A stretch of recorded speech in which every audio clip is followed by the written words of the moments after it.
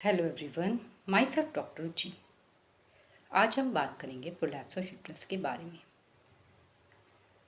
और हम बात करेंगे कि इसके क्या क्या कॉजेज़ हैं, इसके सिम्टम्स क्या हैं और इसका एक वुमेन की लाइफ में क्या इफ़ेक्ट होता है। और एक केस डिस्कस करेंगे जो कि होम्योपैथिक मेडिसिन से प्रोलैप्स ऑफ यूट्रस में काफ़ी रिलीफ हुआ है। अब हम इस वीडियो को स्टार्ट करते हैं।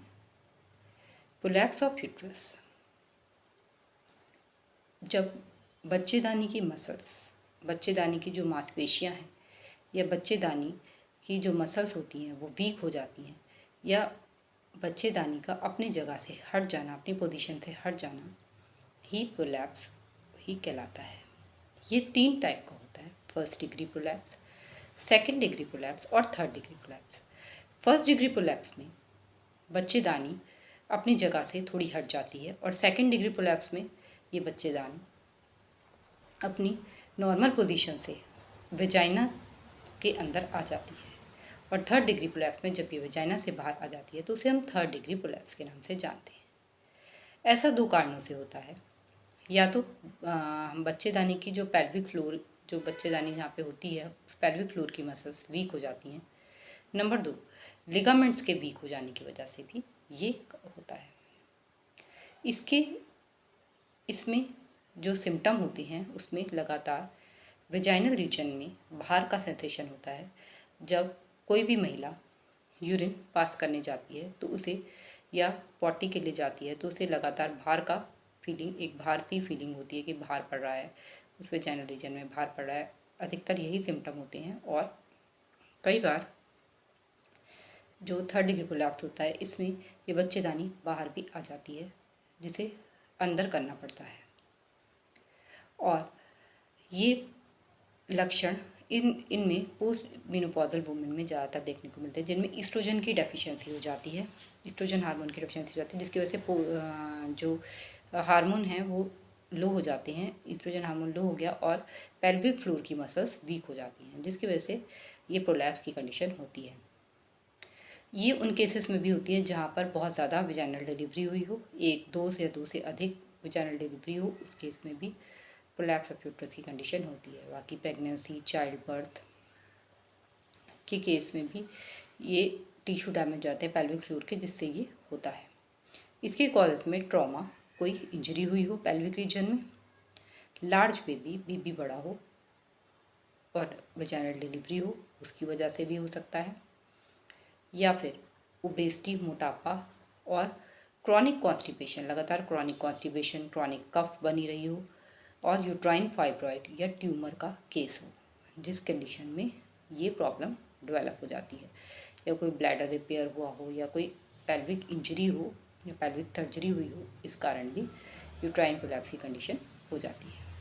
अब हम एक केस डिस्कस करेंगे जिसमें कि जो कि यूट्राइन प्रोलैप्स का केस है, जो कि होम्योपैथिक मेडिसिन के थ्रू उसको काफ़ी यूट्राइन प्रोलैप्स की कंडीशन में रिलीफ मिला था। ये केस एक महिला का है जो कि 25 साल की महिला है, जो कि मेरे पास ऑनलाइन कंसल्टेशन के लिए आती है और मेरे से कंसल्ट करती है। वो ये बताती है कि मेरे को लगातार वेजाइनल रीजन में भार सा महसूस होता है। ऐसा लगता है कुछ बाहर आ रहा है, कुछ बाहर आ रहा है। बार बार मुझे ये एक भार सा महसूस होता है, जिसकी वजह से मुझे बहुत दिक्कत होती है और मेरा कुछ करने का मन नहीं करता। मेरा चुपचाप रहने का मन करता है कि मैं चुपचाप पड़ी रहूँ, चुपचाप रहूँ, किसी से बात करने का मन नहीं करता, चुपचाप रहने का मन करता है। बच्चों की बहुत चिंता होती है, जिनका काम मैं बहुत जल्दी पहले कर लेती थी। हर काम मैं घर का बहुत जल्दी कर लेती थी, लेकिन अब और उसी से मुझे बहुत अच्छा लगता था घर का काम करना और सबको देखना। अब मैं वो काम कर ही नहीं पाती। अब मैं उतनी जल्दी अब वो वर्क फिनिश ही नहीं कर पाती, और जिसकी वजह से मुझे बहुत ज़्यादा अब शर्मिंदगी महसूस होती है और बच्चों की बहुत चिंता रहती है मुझे, और कोई काम करने का मन नहीं करता और मुझसे कोई काम अब होता भी नहीं है।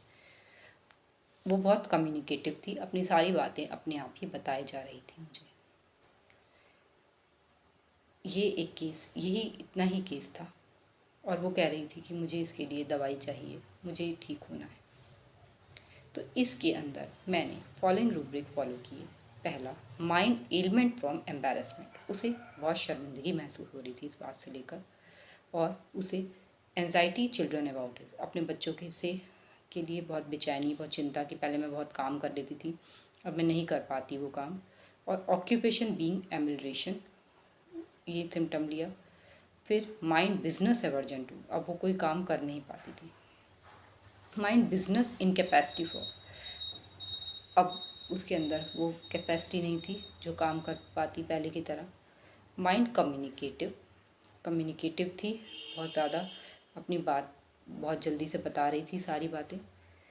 ट्रैंक्विलिटी, चुपचाप रहना चाहती थी। ट्रैंक्विलिटी रूब्रिक तब लिया जाता है जब बिल्कुल इंसान चुपचाप पड़ा रहना चाहता हो, किसी से कोई बात नहीं करना चाहता हो। तो वो कुछ बात नहीं किसी से करना चाहती थी, चुपचाप रहना चाहती थी।